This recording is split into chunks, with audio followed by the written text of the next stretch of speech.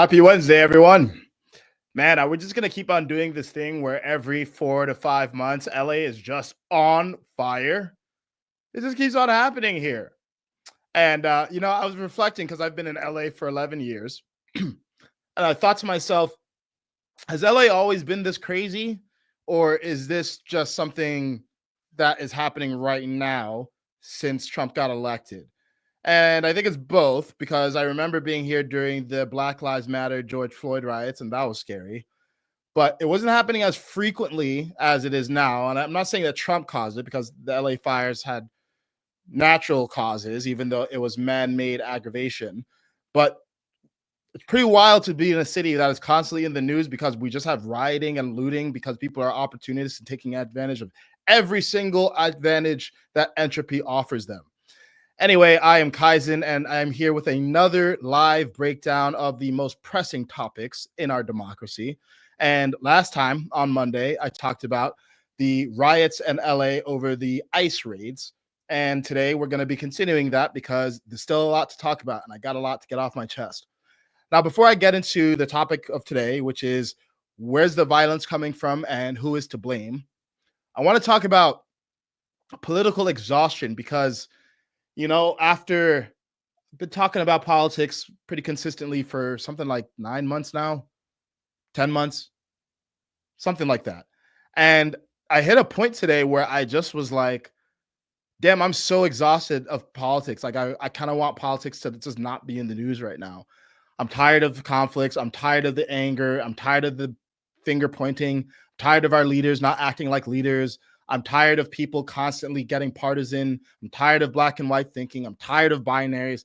I'm just tired of it. I'm like, think of yourself as an employer, right? Because ostensibly, all of these people, Newsom, Trump, they're supposed to be public servants.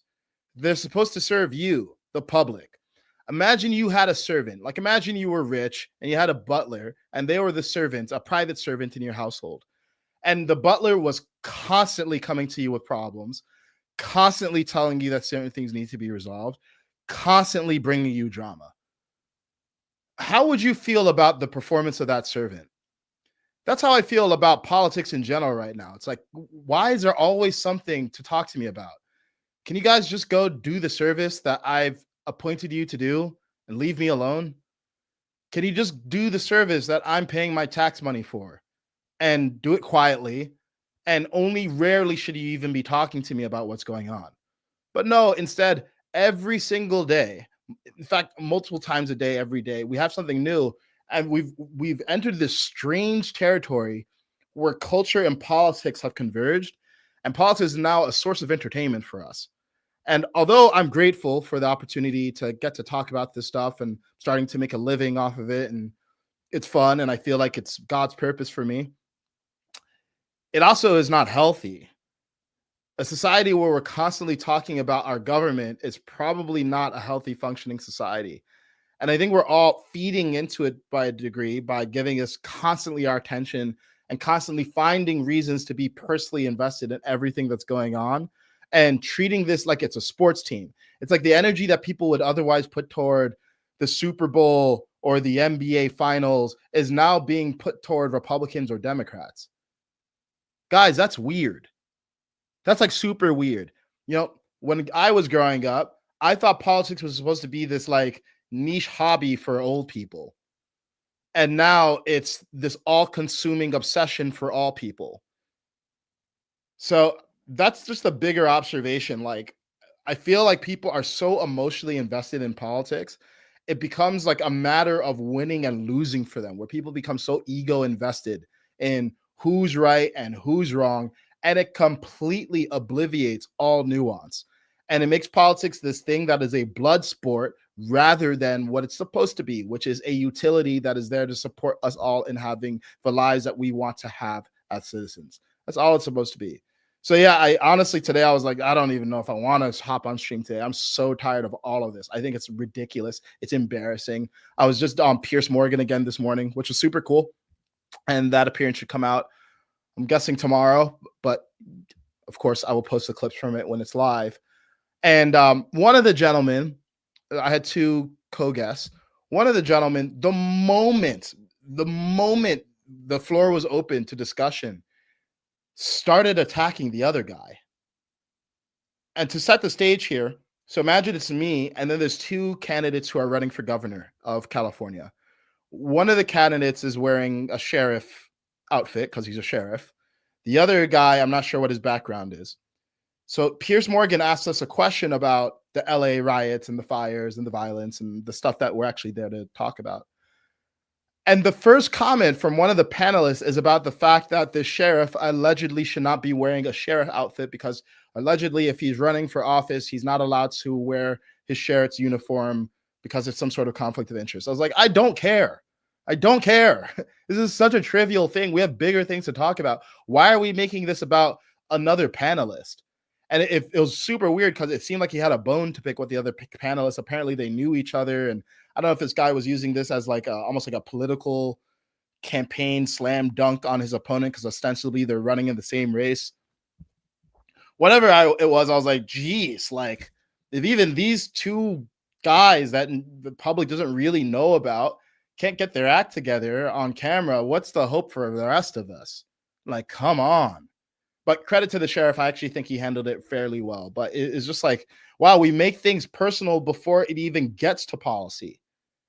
Before we even can talk about policy, we're talking about this candidate and who they cheated on their wife with and what they did in their 20s. And are they a racist? Are they a communist? Are they a Marxist? Are they fascist? All of this stuff is designed to shut down conversation before it even happens. And I'm really tired of it. So anyway, let's talk about what you came here to listen about. We're going to be talking about the violence, specifically the violence that's been happening in LA. And before I get into all that, I want to preface this by saying some of you have seen the videos where I went to a protest on Sunday, June 8th in City Hall in downtown Los Angeles. I got one perspective on what's going on in LA. It is not all perspectives on what's going on in LA. If anyone says on the internet, I live in LA and this is what's going on, they are representing a piece of the whole because no one knows everything that's going on. It's confusing. It's complex. There are peaceful protesters. There are violent rioters. We don't know what percentage is the former versus the latter. We just know that for sure both exist. So I'll start there. I was at a protest that happened to be peaceful while I was there. If you're seeing violence online, the violence is real. Yes, there are people throwing bricks at police officers. Yes, there are people setting off fireworks and explosives. Yes, it is very scary. I was just talking to one of my friends who lives in downtown, and 2 nights ago, she was hearing explosions going off in the distance. It's real. And that said, it's not everything. Not everyone who's protesting is a violent protester. So this super binary, I can't believe we even have to say this, but there's nuance. These are different crowds. And that said, the amount of violence that should be happening in a protest is zero. There should be zero violence in a protest. It is so counterproductive. And what happens is violence begets violence, force begets force, and the people who are choosing violence are actually choosing to self-sabotage the people who are peacefully protesting and exercising their First Amendment rights. So besides the moral depravity of being violent and vandalizing and damaging private property and threatening people, it is literally ineffective. So that's the first thing. I want to say that once. I don't want to have to keep on saying that because it gets annoying that people keep on looking for gotchas like, well, you condemn violent protesters? Of course. Kind of ridiculous. I also hate this culture of like, will you condemn this thing? Like typing out a 280 character comment on X condemning violence is doing anything. I don't even want to see condemnations from my politicians. I want to see them just fix it. That's all I want to see. I want to see the violence stop. I want to see the root causes of the violence addressed. Which brings me to who's to blame. Is it Gavin Newsom or Donald Trump? Well, if you guys are familiar with how I like to approach things, you know the answer is go beyond blame. Stop looking for blame. Stop making this about sides. But let's talk about the various sides and what part I believe that they have to play in contributing to the cause and effect that has produced this chaos. Last night, Gavin Newsom gave what I actually thought was, from a technical craft perspective, a very good political speech. Clearly, this guy's trying to run for president. That's speculation. But last night, Newsom blamed Trump and said that LAPD had things under control before Trump authorized the National Guard to step in. So I'm going to play the clip so that you can listen to his words yourself. Right now is very different than anything we've seen before. On Saturday morning, when federal agents jumped out of an unmarked van near a Home Depot parking lot, they began grabbing people, a deliberate targeting of a heavily Latino suburb. A similar scene played out when a clothing company was raided downtown. In other actions, a U.S. citizen, 9 months pregnant, was arrested, a 4-year-old girl taken, families separated, friends quite literally disappearing. In response, everyday Angelenos came out to exercise their constitutional right to free speech and assembly, to protest their government's actions. In turn, the state of California and the city and county of Los Angeles sent our police officers to help keep the peace. And with some exceptions, they were successful. Okay. I want to pause on that statement. And with some exceptions, they were successful. Because I think a fair characterization of what Gavin Newsom just said is that the LAPD had things under control. Is that so? The violence started on June 6th. By June 7th, 2,000 protesters had shut down freeway ramps, Waymos were getting set on fire, and police officers were injured by fireworks and improvised explosives. Later that same night, Trump announced he's sending in 2,000 National Guard. By midday of June 8th, about 1,000 National Guard had arrived. And that night, June 8th, this is what the LAPD chief said.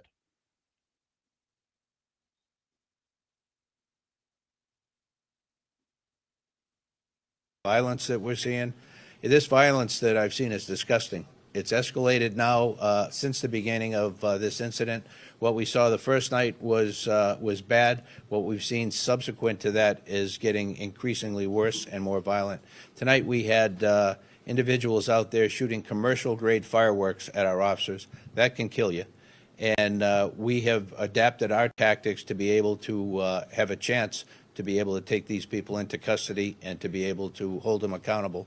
We are overwhelmed as far as the number of people out there engaged in this type of activity and the type of things that they're doing. They'll take backpacks, and the backpack will have a cinder block in it. They have a hammer, and they'll break up the cinder block and use that, pass it around to throw at officers, to throw at cars, and throw at other people. We've seen people with hammers, and you've broadcasted, breaking the bollards behind the federal building and taking the rocks, if you will, or pieces of concrete, and throwing them at officers. We've had liquid of who knows what description thrown at officers. There's no limit to what they're doing to our officers. We are overwhelmed by violent protesters. The first night was bad, and what we've seen subsequent to that is it getting increasingly worse and more violent. Does that sound like an LAPD chief who thinks that things were under control? Doesn't sound like it to me, guys. Now, did the arrival of the National Guard escalate things? Probably, partially. And it also sounds like things were already escalating and LAPD did not have things under control. And personally, as someone who had to evacuate the very house that you're looking at right now, just a few short months ago because of the LA fires, which, yes, were a national or natural disaster, but were exacerbated by man-made causes, or rather lack of man-made preparation. I personally don't have a lot of confidence in local LA leadership when they say these things.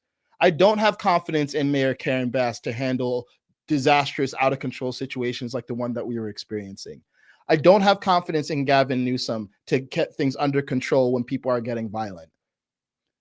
So I'm personally glad that the National Guard was sent, because I'm not confident that the counterfactual that if they hadn't been sent, things would have been fine is true.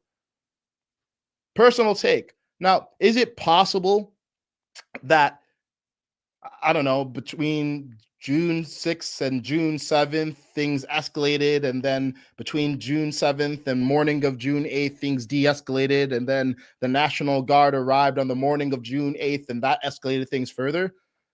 Yeah, but I don't think so. I think things were just escalating, and I think it's okay to acknowledge that. And I think it's good for the LAPD to be honest about that and say, yeah, we were overwhelmed. We were not expecting it. We need more help.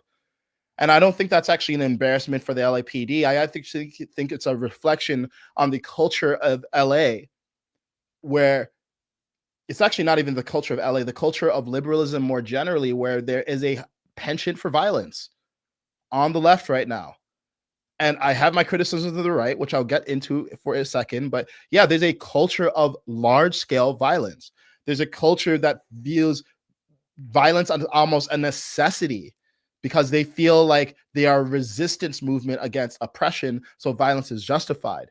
It's the same movement that was celebrating when Trump nearly got shot and had people saying, I wish the bullet had hit. It's the same movement that was out there vandalizing Teslas and damaging the private property of fellow citizens because they didn't like that Elon was trying to cut government fraud, waste, and abuse. It's the same kind of psychology that causes my neighbors to say things casually like, oh, I hope Trump chokes on a hamburger. Haha. This is real. It's the same violence that causes people to go on nightly news shows and like comedy shows and cheer when they see Teslas getting vandalized. There's a sympathy to violence in the left, and for some people, it's just outright proclivity toward violence. So, no, I'm just not confident that this thing wouldn't have escalated further. That said, I do think Gavin has a point because Trump is responsible too. And I want you to stay with me here because I know a lot of people in my audience are Trump supporters and they don't like it when I say these things. But I want you to just take this in mind. I think that what we should do is gracefully exit all illegal immigrants from America. I don't believe that anyone should be in the country illegally. I don't care if you've been here for 2 months or 2 years or 20 years. We have to restore law and order. And I think we can do that in a way that's, as I said, graceful, or at least more graceful than the way that we're doing it. And I'll explain what my plan would be in a second. So I think the what is correct. We need to deport people who are here illegally because they broke the law. If you crossed over the border according to United States Code 1325, the first time it's a misdemeanor. That is a criminal offense. If you're deported and you re-enter again, the second time, according to 1326, it is a felony. It's a crime to enter the United States. So yeah, if you're an illegal immigrant who came here by entering over the border, you are technically a criminal. And we can't selectively allow some crime and not others. And we're never going to be perfect, but let's start here with the 10 to 20 million people who broke the law. But the what matters and the how matters. And the how of how Trump is approaching this is inflammatory. Look, guys, violence is unacceptable, and anyone being violent should go to prison. And also, let's understand causality, because humans are emotional. We're not completely rational actors. Violence is never rational. But it turns out that if you keep talking about 1%, the 1% of illegal immigrants who are violent criminals, constantly pounding the table for a decade about rapists and drug dealers and violent criminals, without acknowledging the 99% of illegal immigrants who were just desperate people who came here under desperate circumstances trying to have a better life, yeah, people are going to become hostile. If you're constantly focusing on the 1% while not giving any nuance or any acknowledgement to the humanity of the 99%, yeah, people who are sympathetic to the 99% are going to become hostile. Does that mean that hostility in the form of physical violence is justified? No. Is it predictable? Absolutely. And the role of a leader is to be the calmest, most rational, most unemotional one in the room. The role of the leader is to recognize the impact of their words. The role of the leader is to recognize the difference between what people should do and what they do. What people do when they feel threatened is they lash out. And the way that Donald Trump has been talking about illegal immigrants for the last 10 years has felt hostile, understandably so. I've been to a Trump rally. I've watched his speeches. I voted for him because I believe that he was the only person who actually had the balls to really try to address this problem. Biden exacerbated the problem. Trump won, tried to solve the problem, didn't do it very well. Obama actually was called deporter in chief, funnily enough. He actually had more interior enforcement. So that's deportations of people who are already in the country than Trump had. Now, it's not necessarily fair because Trump was obviously a 4-year president and Obama was an 8-year president at the time. But Obama recognized this too. So why isn't it that Obama had all of this chaos and all of this violence and all of this mass protest? Well, a few things. One, the media does hate Trump. The media is left captured. So yes, that is a factor. And Trump constantly speaks in a way that is incredibly moving. He's an incredibly moving speaker.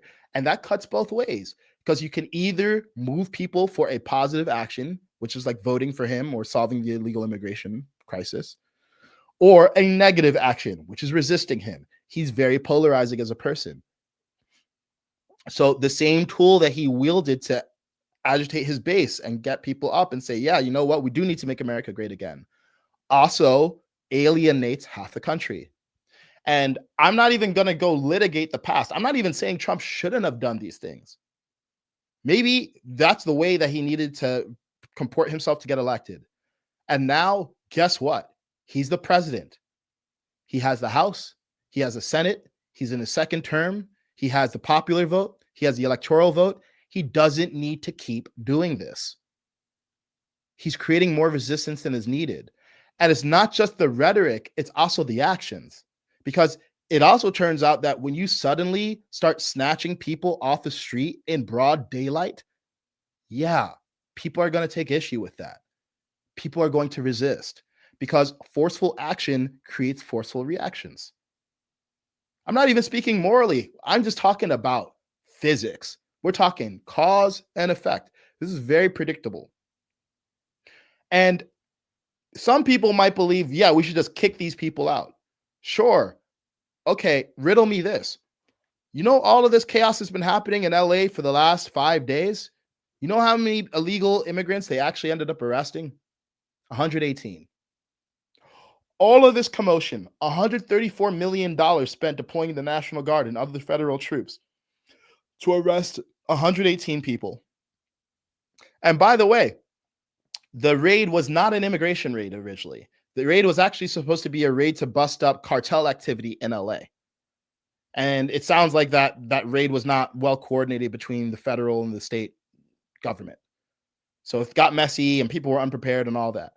But still, it turned into an immigration enforcement action, incidentally, and there were 118 arrests. Can you imagine trying to do this? How many more times? 100,000 more times? 50,000 more times?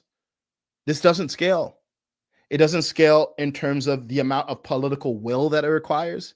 It doesn't scale in terms of the amount of public unrest it requires. It doesn't scale in the amount of money it requires, because the Department of Homeland Security reported that it costs $17,000 to deport a single illegal immigrant. That is extremely expensive. At 20 million illegal immigrants, we're talking somewhere between 300 and 400 billion dollars. That's a lot of money. And if we don't have a plan to replace those people, guess what? The economy does rely partially on immigrant labor, illegal immigrant labor. So we need to replace that labor force. So even from a time perspective, this is a transition that needs to be managed gracefully, not to be nice, but because it works. Being humane, it turns out, works. Being emotionally intelligent works.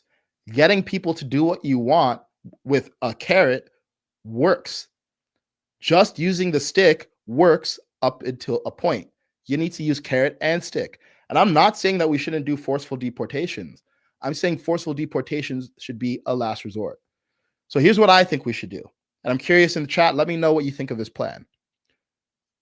A, we need to enforce the existing law, starting with employers. We need to viciously crack down on any employer found to be employing illegal immigrants. Because the fact that you can come to America and get work is a huge reason why so many of these people take the risk of crossing the border and coming here. It's no small feat to do a border crossing, by the way. It's very dangerous. Okay, you got people practically swimming through rivers of alligators. It's very dangerous. Not even practically. I think in some cases, literally. These are desperate people. You got to remove the incentive so that they don't do something desperate because they think that they're going to have a better life here. It needs to be harder to have a life in America as an illegal immigrant than it is to have a life in your home country as a legal citizen. So that's why we need to cut down on employers. And the good news is there's a lot fewer than 10 to 20 million employers employing illegal immigrants. So you can be much more decisive and incisive with your approach. It's much easier to find the thousands or tens of thousands of businesses who are paying illegal immigrants under the table and either hit them with a massive fine, like a fine that is so big that it would crater your business. So you need to get in line, or even throw them in prison if they're found employing illegal immigrants. That's step one. Step two, you need to remove benefits from illegal immigrants. And I know this is going to sound harsh, but to stick with me for a second. If you're coming to this country and you know you can not only get a job, but you'll also get healthcare benefits, you'll get education for your kids because we put these kids in schools, even though these kids could be put in schools and they can't speak English, and it strains the resources in these schools, not to mention our healthcare facilities. Well, yeah, if you know you can get all those benefits, you're going to be able to get a driver's license, you're going to be able to buy housing, open a bank account. Of course, you're going to come. So we need to remove anything except life-saving healthcare benefits. All the other benefits, we need to just be like, look, it's not even an economic argument. I know that many illegal immigrants actually pay more in taxes than they take from in benefits, but they shouldn't be getting anything in benefits because they're not here legally. And if we keep on providing this incentive, they will keep on coming. It's not a good situation for anyone. So the only situation where we should be giving an illegal immigrant healthcare benefits is if it's literally a life-saving situation. And after their life is saved, we should be deporting them. But hopefully it doesn't even need to get to that point, because another thing that we should be doing is paying people a resettlement fee if they voluntarily leave. Now, this has been controversial, and I'm surprised it's this controversial. I want to elaborate why. People are getting into emotional arguments about, well, it doesn't feel good. It doesn't feel fair. They broke the law. Why are we rewarding them? Well, here's the problem. We have 10 to 20 million people here illegally. It is nearly impossible to kick all those people out forcefully. It would be an insane, insane effort. Okay? You'd probably need actual fascism to do that. And as much as people are crying fascism, we're still not there. Okay? Like, where we are is forceful action being used to push through an agenda. And I know it's scary, but that's not fascism. Fascism is private industries being taken over by the government. Fascism is the abolishment of the Supreme Court and the legislative branch. Fascism is declaring military law in perpetuity. Okay, that's what fascism looks like. So I really hate people throwing around fascism. Also, I hate when people throw around the term Marxism. Not because these terms don't have something to them, but because there's such big, vague terms that they cease to really mean anything when we're talking about them.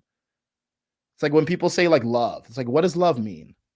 These terms get so overloaded, it becomes useless in actual policy making. But yeah, we would need really a complete overhaul of society to deport 10 to 20 million people by force. So we need to solve this problem using other means, and we need to pay people.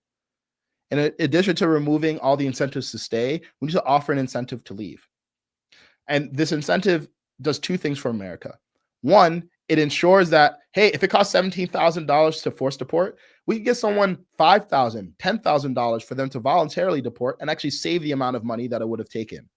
So if we're hell-bent on deporting everyone forcefully, this is actually savings against the cost that we projected. Two, and I think this is important, it allows us to maintain a position of moral authority. That's important, both domestically and abroad, because especially since 9/11 and we went into the Iraq war and Afghanistan and done all these things that we did around the world, we've lost a lot of soft power. We've lost a lot of moral authority. America does not have the golden standard stamp of approval that it used to worldwide. And you see how much dissent there is against deportations here in this country. The rest of the world is looking at us and they feel the same. And yeah, having military power and economic power matters, but having soft power matters too. So it'd be nice to be able to do this and say, hey, look, even if we have to get to the point of forced deportations, because yes, inevitably we're going to have to force deport some people. Hey, at least we can say, look, we tried. We were very generous. These people broke our laws. We didn't force them to come here. They came here. We are offering them money to leave and so that they can land on their feet back home. We're giving them a timeline where they can get their affairs in order. I think we should give them upwards of a year. Some people think that's too much. I'm open to a reasonable discussion about that. But it certainly can't be 24 hours to get your affairs in order. Okay, no one wants to see footage of mothers being separated from their kids. I just saw footage. Someone sent it to me yesterday. It's like, I knew this was coming. It's not fun to see it on a human level, and it's self-defeating to have this kind of footage delivered. That's real. That is really happening, guys. So we got to figure out a more humane way to do this. And if the treating these people well doesn't resonate with you, hopefully efficacy does, because I am tired of talking about legal immigration. I do not want to hear this talked about in 2028. I want this to be done, and I want it to be done well. So we need carrot and stick. So those are the levers I think we can pull. And I think that rather than pulling those levers and being more nuanced in our approach, we're being very forceful in our approach. And as I said before, forceful action begets forceful reaction. So, look, illegal immigrants, I get why you're here. I'm sorry, you got to come here the right way. Because there are many people who want to be in America. We have a backlog of 7.6 million green card applicants. 7.6 million. And those people, the only difference between those people and the people who came here illegally, by the way, are that those people weren't willing to disrespect America by breaking the rules to enter. And we cannot accept an infinite number of people. If we accept an infinite number of people, America ceases to be America very, very soon. This is not going to be a nice place anymore if we just let anyone in. It's just like any establishment, right? Things that are valuable are rare and exclusive. That's just how life is. Because people say stuff like, no one is illegal on stolen land. Well, first I would point out that Native Americans were stealing land from one another before Americans were here. Okay, this is what humans have been doing to humans since Cain met Abel. Hurting each other, playing power games. It's an ugly part of human nature. But let's not get into like games of moral grandstanding by saying that one civilization is worse than the other. This is what collections of humans do. And the lesson we could take from the past is to try to not do that again in the future. But we're not unwinding it. America's here to stay. But America's more than just a piece of land. America is a community. Okay, people are not just entering the land when they choose to come here. They're entering a community. They're entering a community with rules and resources and systems that allow them to get the benefits of living in America. Not just the land. Okay, illegal immigrants are not coming here to live on land. They're coming here to be a part of the community of America, to get healthcare benefits and education benefits and access to awesome capitalistic structures, as much as everyone seems to hate capitalism these days. They're coming to get access to a legislative branch, an executive branch, and judicial branch that seem to work pretty well together, despite evidence to the contrary recently. That's what they're coming for. They're coming for a community. The community only works if a community abides by the rules. So I get it. Like, it's very sad that someone who's been here for 10 to 20 years could somehow suddenly be given a notice and told, hey, in 6 months to a year, you got to leave and we're going to pay you. And we know that money doesn't make up for the disruption and the change of your life and having to find a new community and going back to your homeland. We know that. And that's the cost of keeping America great. So me personally, this plan that I laid out, it might cost $200 billion. To me, well worth it. If we're willing to approve $200 billion for Ukraine, I don't see why we can't do that in the homeland. We seem to find money for everything else except making the homeland great. So to me, being humane doesn't mean people get to stay here after breaking the law. No, it means that we recognize the impact to them in their lives and we follow the rules for the sake of the community, but we honor the individual by not snatching them off the street in the middle of the day. That's what being humane looks like to me.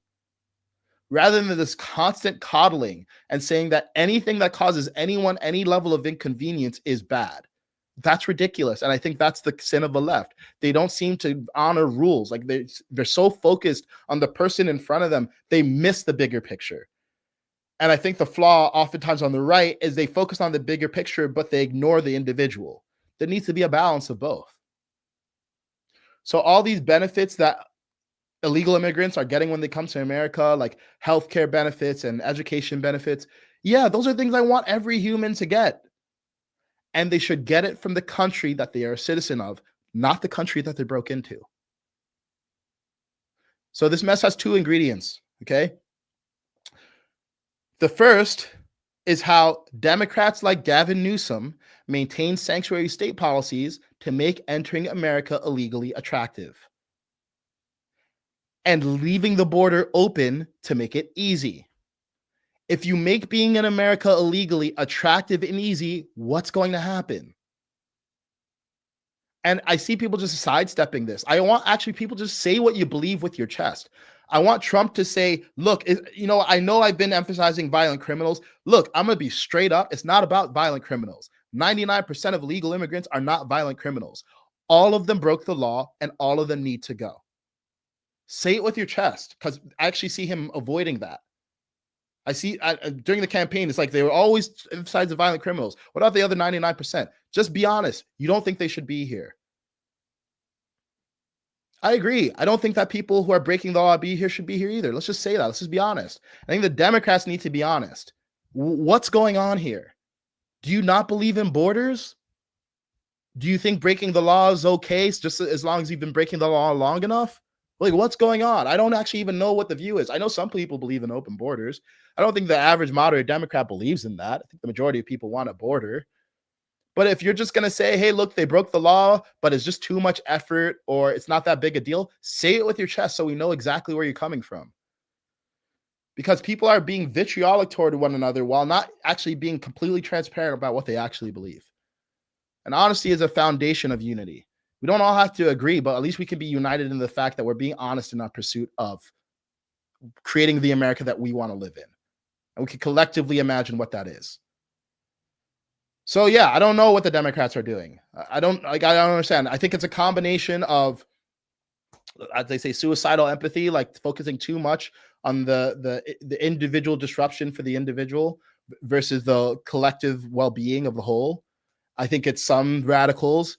Yes, some people have asked me, are there NGOs funding this and George Soros and all that? Of course, yeah. Of course, there's some manufactured stuff. And a lot of it is organic, guys. Guess what? Yes, there are genuine liberals, many tens of millions of them, who just want illegal immigrants to stay here. So we don't need to always focus on the conspiratorial minority here. Yes, are some of the conspiracy theories true? Of course, but there's a large-scale grassroots movement of people who just want legal immigrants to be here. So let's just start being honest in our conversations. We don't need to constantly fixate on an extreme. So I said that there are two ingredients here, right, that are causing all these problems. Well, the second ingredient is how Republicans like Trump speak about illegal immigrants in a dehumanizing way and constantly harp on the actions of the 1% of them who are violent criminals and focus primarily on force instead of incentives. It's self-sabotaging. It's self-defeating. Because not only are you alienating those illegal immigrants and making them more resistant, you are making the people who are more sympathetic to those illegal immigrants more resistant to you. That's what you're doing every time you do this. So stop. Because look, I want Trump to be successful because he is our leader. He is our leader, our servant in chief. I want him to be successful. And what success looks like is accomplishing your agenda, and it's not going to be accomplished through just force. Anyone knows that. To do something great, you need other people, and sometimes you need people who disagree with you. There's ways to do this that will appeal to some. And look, there are some extremists on the left who, no matter what you say, they're never going to be in support of deportations. That's okay. You don't need to appeal to those people. Most of the country doesn't identify as left or right. Most of the country is somewhere in the middle, increasingly independent. Independents don't see what's happening in LA right now and think, oh, yeah, I'm glad we're doing deportations. It's a losing cause. It's a losing cause at the scale of 118 people being deported, like happened last Friday. And it is a catastrophic loss at the scale of 10 to 20 million people. It just can't work. So I asked you a quick trick question, and the title for this stream is a trick question. Who's to blame? Everyone and no one.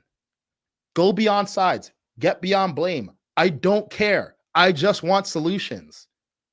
I'm tired of this. I'm tired of seeing Trump in the headlines every day. I'm tired of seeing Gavin Newsom post on X 20 times a day, doing his fact checks in his speeches and talking about fascism. I'm tired of it. Know what I want? I want us to go back to the 90s when people were just talking about the latest MTV video. Can we go back to that? What are we doing?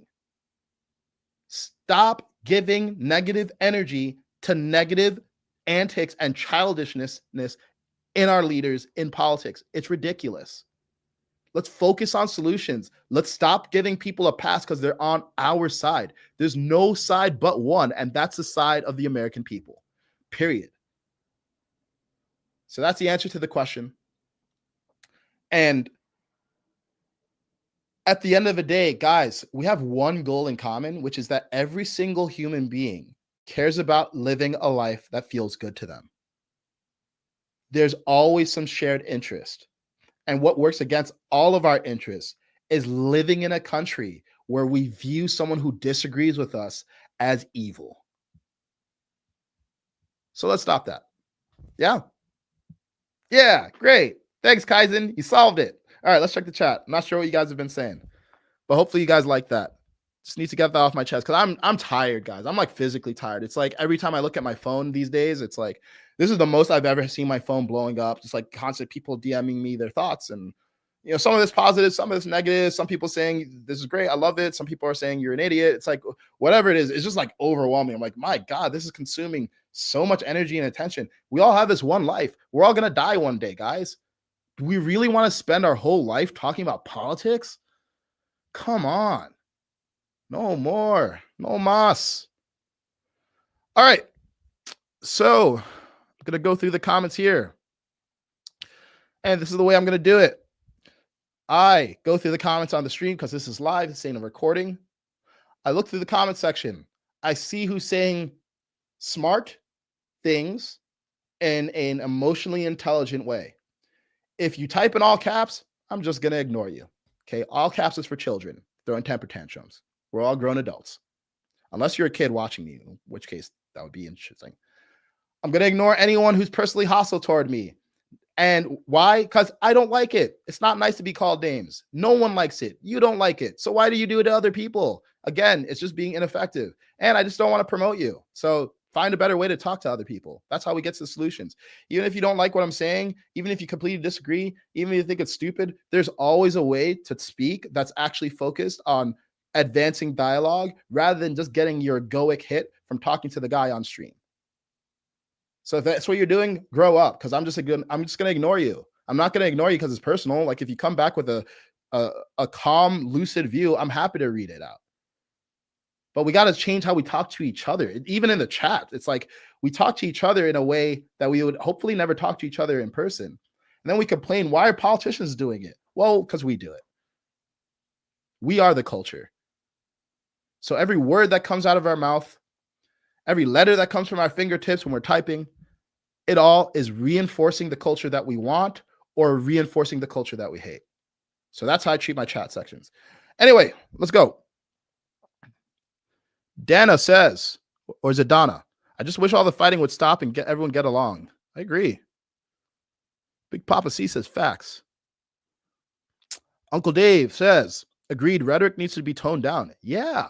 You know, what I see, it's not that bizarre. You know, honestly, I used to be pretty, let's see, emotionally stupid, pretty emotionally dead inside. That's a whole journey that I can talk about another time. And I honestly didn't understand the importance of choosing your words carefully and speaking in an emotionally intelligent way. It like didn't make sense. I was like, I'll just grow up. If it hurts your feelings, just grow up. And then as I become more in touch with myself, I realized, oh wow, well, here's the reason. All people are emotional.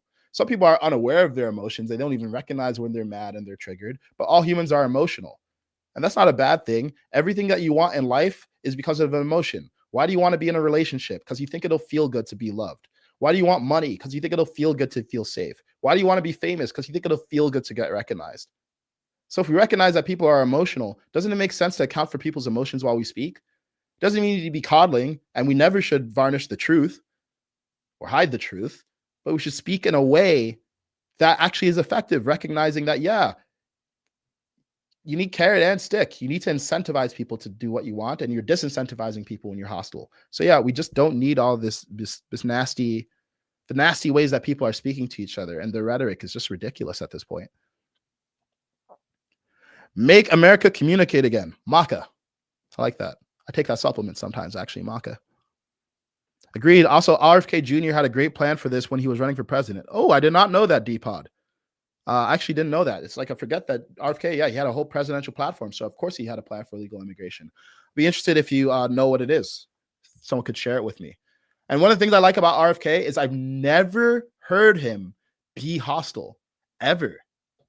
And to me, that shows a lot about a person.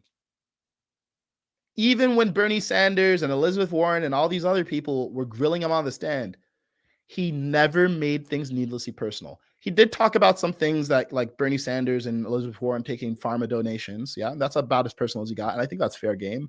But he never got into name calling, never got into nasty rhetoric. And I respect that. That's actually the reason why originally when I made my shift from the left, the first person I shifted to was RFK. I was like, thank God, like a sane human being who acts like a mature adult rather than a grown man-child. It's great. What about individuals / businesses harboring fugitives? Well, fugitives. It's I don't know. I'll call it fugitives. But yeah, if you're like hiding an illegal immigrant, that's illegal, right? You're being complicit in fraud, so they should be punished.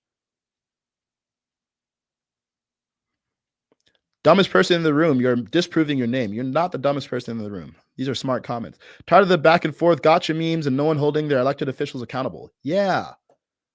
Yeah, I agree. Like imagine if you had a household and you had a bunch of servants working for you, and the servants are like, they're burning the meals and they're spilling stuff on the quality linens and they're blaming each other and calling each other names, and they're not getting done what you actually made them a servant for.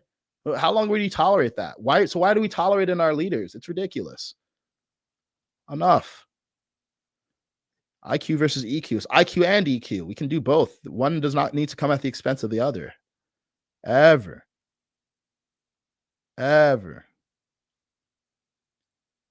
Next says you can't put Trump versus Newsom. Trump is the president. This is actually an interesting point. So, because I'm assuming you're saying here is because Trump has more power in the dynamic. Well, he does, but he doesn't have absolute power, right? There's a relationship between states' rights and federal rights. California is actually a very powerful state, which is why they've actually been able to clap back when Trump threatens to remove federal funding. It's like, okay, well, we'll stop paying taxes, because they do pay taxes into the ecosystem because it's the fourth largest economy in the US. It's like the economy of a country. Gavin Newsom does have a lot of power here.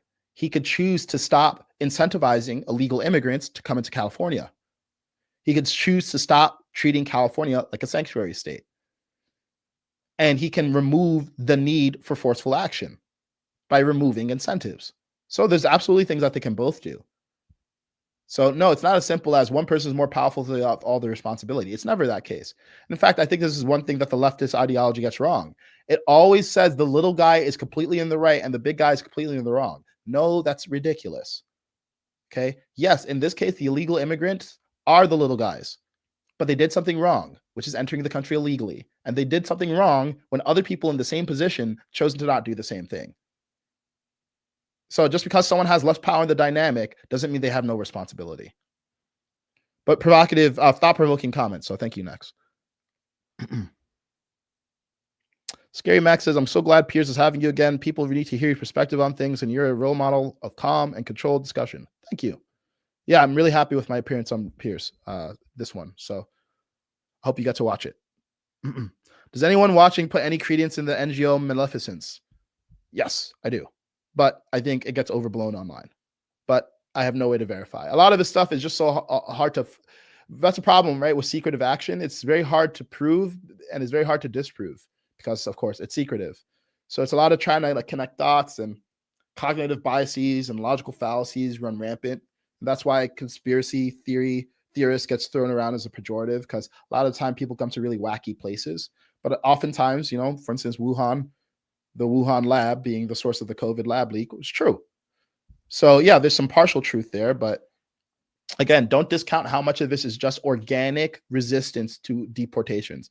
Because if we keep on saying everything is just some conspiracy, it stops us from taking the arguments from well-meaning citizens who disagree with us seriously.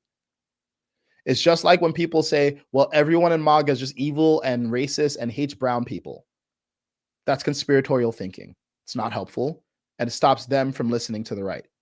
So the right does it to the left does it to the right, and both sides need to stop doing it to one another. Eric says, I agree, and I can't understand why it's so hard to understand both could be true, because people are letting their tribalism get the best of them. And partially it's scary to contradict your tribe, right? Like this past week, I put out a clip. I put out a reel. Man, my throat is thirsty. Hold on. I've been talking nonstop. I got to hydrate. My God.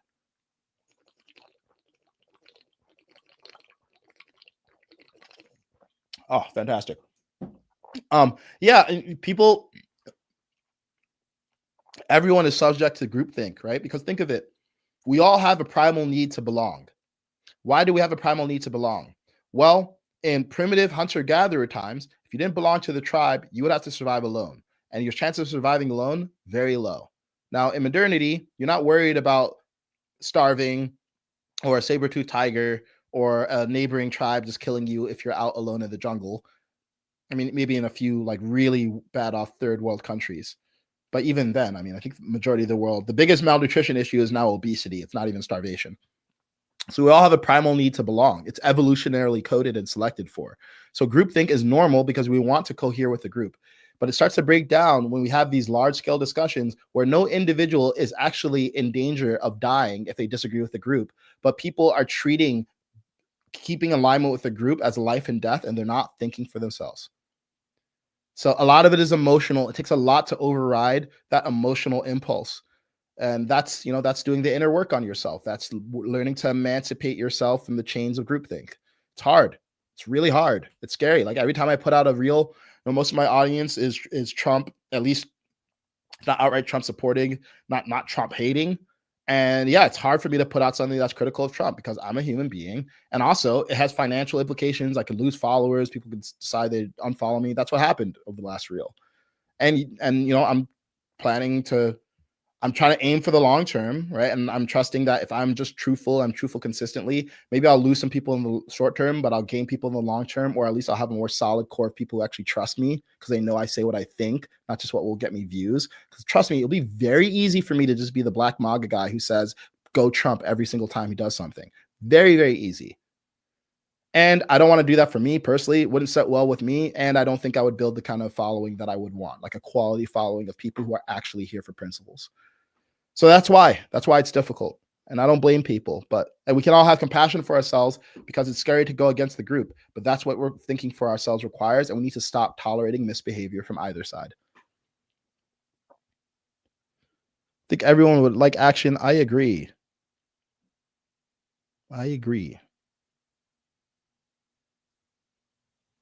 Let's see how much time here. Okay, we'll get a few more comments before I go.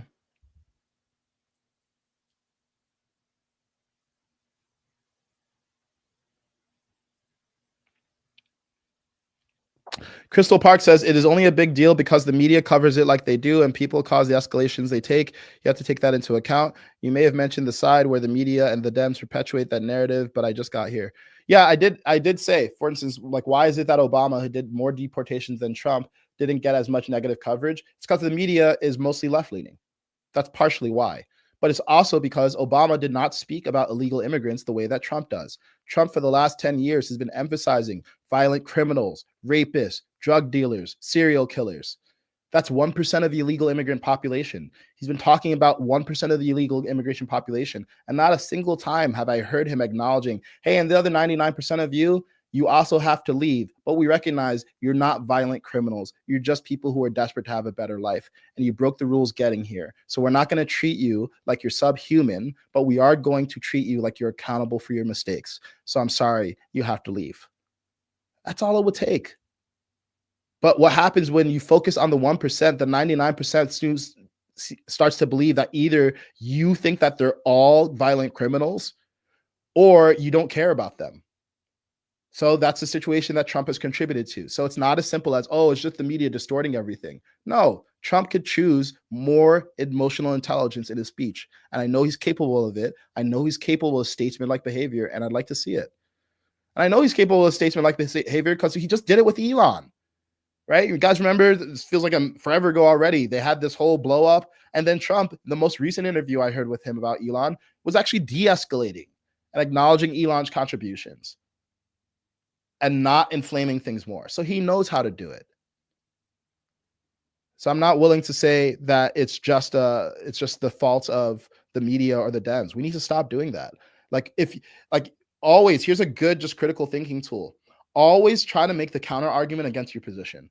Just try it. If you were on the left, what would you say? What would you have witnessed? What would cause you to be resistant to Trump? You're smart. You can make it the argument. Everyone should try that exercise. It's not black and white. Okay. Christian Nelson says, appreciate your perspective. You are welcome.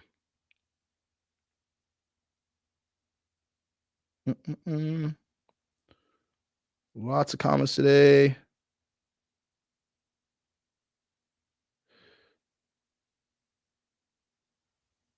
Okay, we got some arguing in the comment section with each other. I'm glad to see you guys talking to each other. Just keep it respectful. By the way, if you're typing in all caps, you're probably emotional. So just chill. There's no need for all caps. We can read your letters, whether it's all caps or not.